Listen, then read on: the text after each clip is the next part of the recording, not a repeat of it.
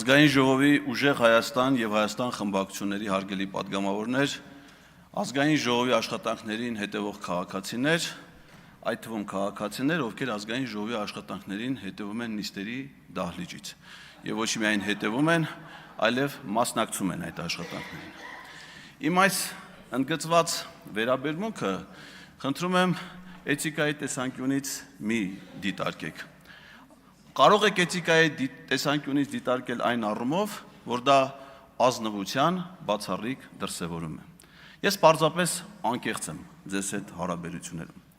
Եթե նկատել եք այս օրերի ընթացքում, ես ձեզ ոչ ոքի չեմ ողջունում, չեմ բարևում, անգամ նրանց ում հետ, որ ունեցել եմ անձնական շփումներ, հարաբերություններ շատ քչերի հետ։ Եվ սա իմ անկեղծ զգացմունքների դրսևորումն է։ Սա քաղաքավարության պակաս չէ, որովհետև դուք շատ մեծ ցավ եք պատճառել ինձ։ Դուք շատ մեծ ցավ եք պատճառել մեր ամբողջ ժողովրդին։ Այն աններելի է ինձ համար։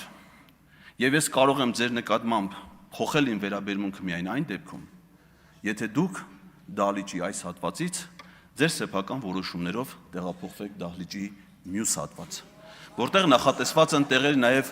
անկախ պատգամավորների համար։ Սա շանս է, որպեսզի ես փոխեմ իմ վերաբերմունքը։ Ինչ վերաբերում է այս հանձնաժողովի ստեղծմանը, ես ուրախ եմ, որ այս հանձնաժողովը ստեղծվում է, որովհետև հուսով եմ, որ այդ հանձնաժողովի առաջի շահառուները կլինեն Ռուստամ Բաքոյանը եւ Արթուր Հովհաննիսյանը,